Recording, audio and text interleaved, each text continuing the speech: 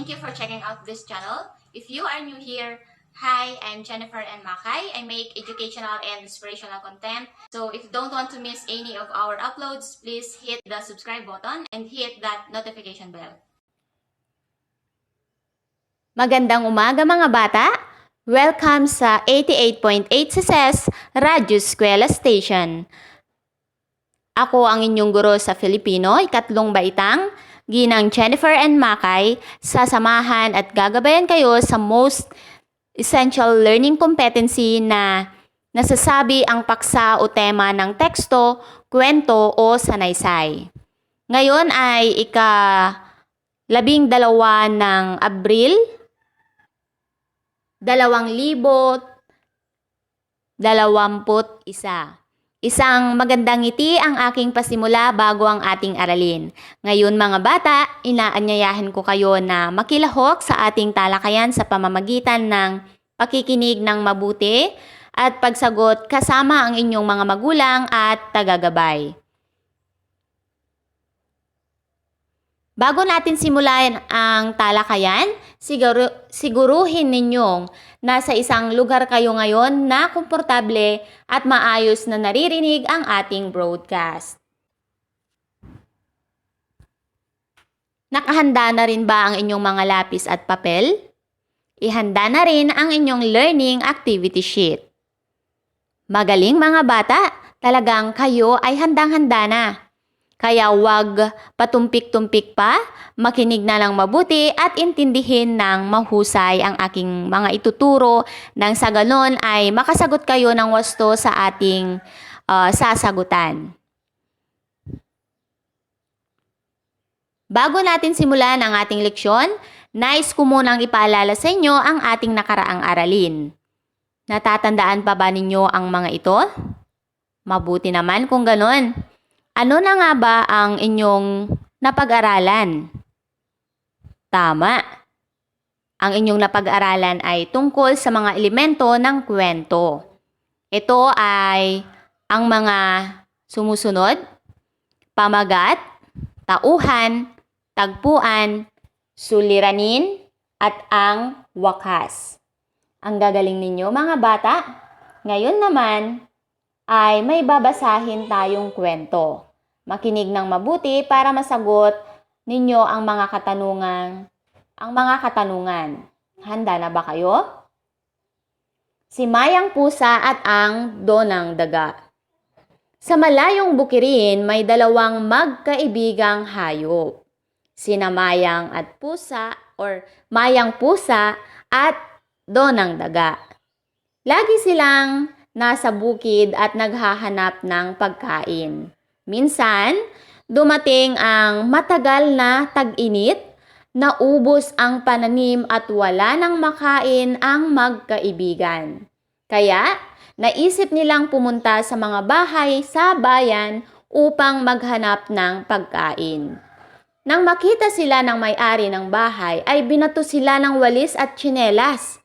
Mabilis na lumayo ang magkaibigan sa lugar na yun at nangakong sa bukid na lang sila maghahanap ng pagkain. Nagustuhan at naintindihan bang mabuti ang binasa kong kwento mga bata? Ngayon, may mga katanungan tayong dapat nating sagutin.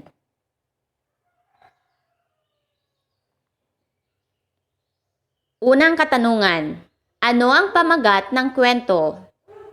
Tama. Mayang Pusa at Donang Daga. Ang husay naman ninyo mga bata. Pangalawang katanungan, sino-sino ang mga tauhan sa kwento? Tama. Sina Mayang Pusa at Donang Daga. Tama ulit kayo mga bata, ang gagaling nyo. Sa pangatlong katanungan naman, saan naganap ang kwento? Tama, sa bukirin o bukid. Pang-apat na katanungan, ano ang suliranin ng dalawang magkaibigan? Tama, wala na silang makain. Yehey, ang gagaling ninyo mga bata. Panglimang katanungan, Ano ang maaaring wakas ng kwento? Ang sagot ay tama, sila ay maghahanap ng ibang lugar. Ang huhusan ninyo mga bata, nasagot ninyong lahat ang ating mga tanong tungkol sa aking binasang kwento. Tunay ngang naintindihan nyo na ang ating nakaraang aralin. Ngayon ay humanda na tayo para sa panibagong aralin. Game na ba kayo? Iunat muna natin ang ating mga katawan. At tayo ay ngumiti. At maghanda dahil sa isang saglit lang ay ihahatid ko sa inyo ang bago nating aralin. Ang ating leksyon ngayong araw ay tungkol sa pagsasabi ng paksa o tema ng teksto, kwento o sanaysay. Ngayon mga bata, ngayong umaga ay may babasahin tayong isang teksto. Makinig kayong mabuti dahil may mga katanungan ako na inyong sasagutan. Ihanda na ang inyong mga papel at lapis. Handa na ba kayo? Okay, simulan na natin.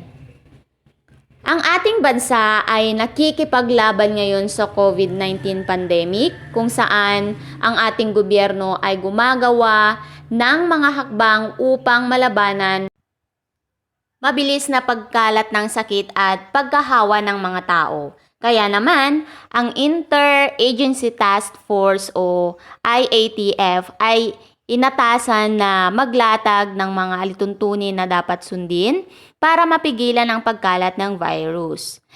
Isa na rito ay ang pagkakaroon ng curfew sa buong bansa upang mabawasan ang mga taong pakalat-kalat sa lansangan. Malinaw na isinasaad na ang mga kabataang may edad 20 pababa at 60 pataas na matatanda ay hindi maaaring lumabas sa kani-kanilang mga tahanan sa kadahilanang mas madali silang mahawa ng virus. Ang mga taong may mahalagang gawain lamang ang pinapayagang lumabas sa mga oras na itinakda. Ang curfew ay magsisimula sa 8 ng gabi hanggang 6 ng umaga kinabukasan. Aarestuhin at pangangaralan ang mga taong lalabag sa curfew.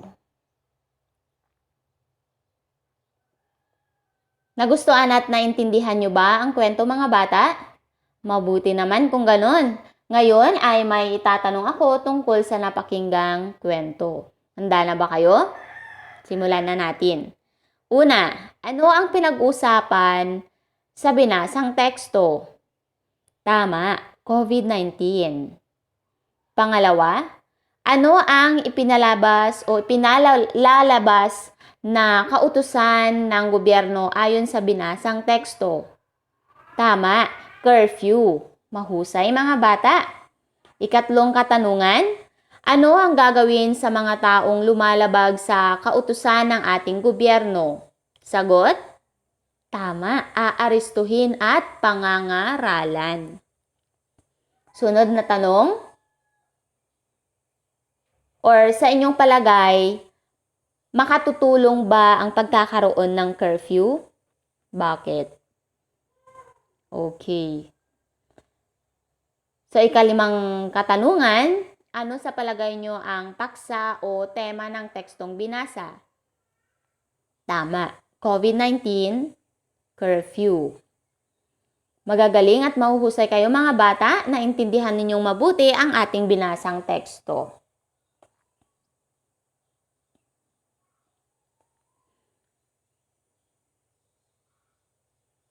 Ang pagtukoy sa paksa o tema na isang teksto ay daan upang higit na maunawaan ang binasa.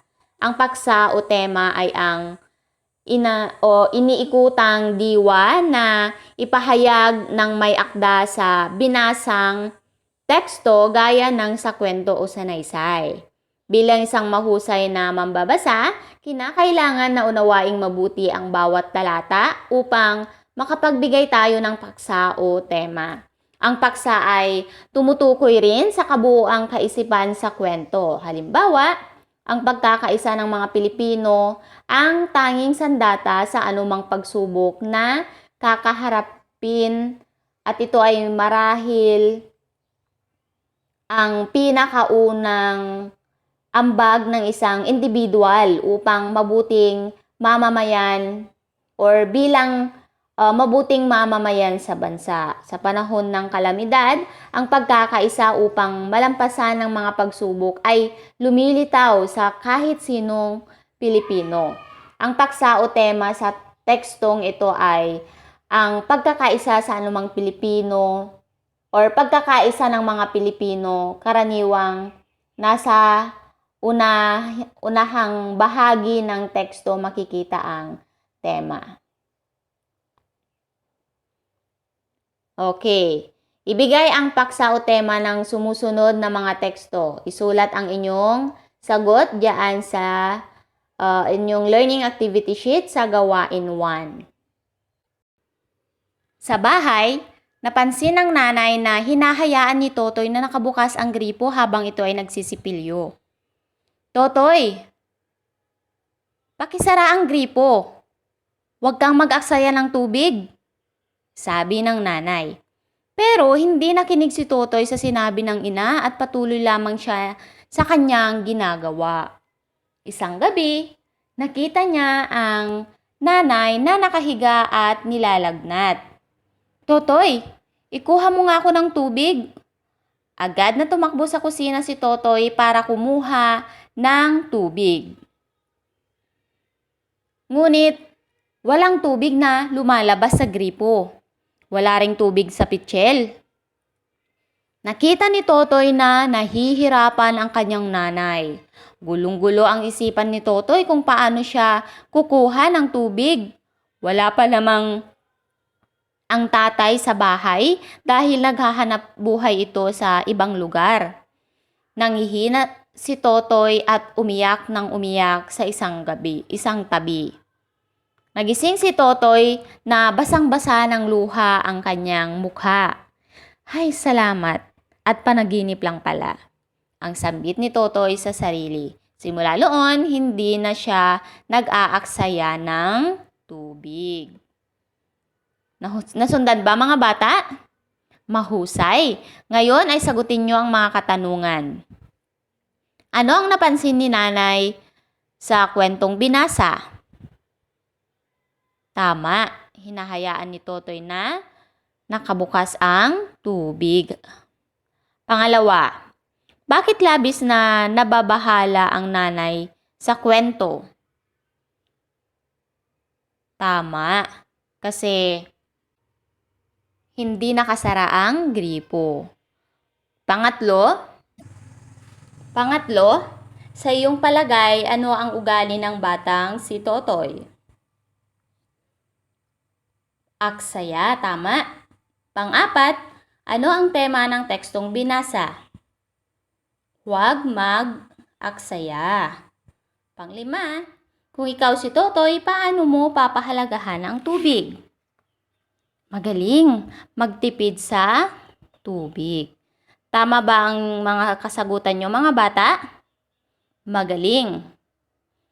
Para sa paghahanda sa sumusunod na gawain ay inaanyayahan ko muna kayong tumayo sa inyong kinauupuan, iunat muli ang inyong mga kamay at i-shake ang mga ito ng 3 beses. Ayan. Sa puntong ito ay dumako naman tayo sa ikatlong gawain. Makikita ang inyong learning activity sheet gawain 3, ang panuto. Okay, sabayan nyo ako. Punan ng angkop na salita ang patlang upang mabuo ang diwa ng talata. Piliin ang sagot sa kahon at isulat sa kwaderno. Number 1. Okay, natutunan ko na bilang isang mahusay na blank, kinakailangan maunawaan ang blank ng isang blank upang maibigay ang pangunahing blank sa iniikutang kaisipan ng isang blank. Okay, so piliin ang inyong mga kasagutan sa loob ng kahon. Okay, bibigyan ko kayo ng 2 minutes para sumagot. Time starts now.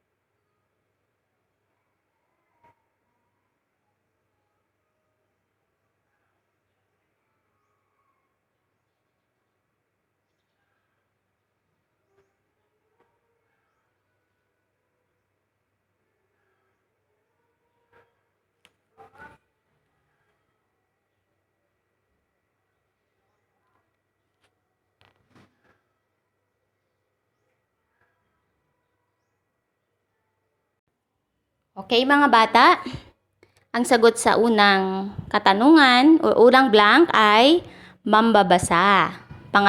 Pangalawa, paksa o tema. Pangatlo, teksto. Pang-apat, diwa. Panglima, talata. Tama ba lahat ang inyong mga kasagutan? Mahusay! Muli mga bata, ano ang pinag-aralan natin sa araw na ito?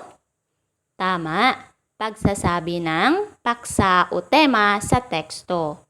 Ako'y natutuwa at natatandaan ninyo. Oops mga bata, hindi pa tayo nagtatapos. Huwag kayong mag-alala at ilang sandali na lamang ay matatapos na rin ang ating talakayan. Kaya naman, dumako na tayo sa huling gawain. Basahin at unawain ang sumusunod na mga teksto. Isulat ang paksa o tema sa inyong activity sheet gawain 4. Bibigyan ko kayo ng 5 minuto para dito. Let's start!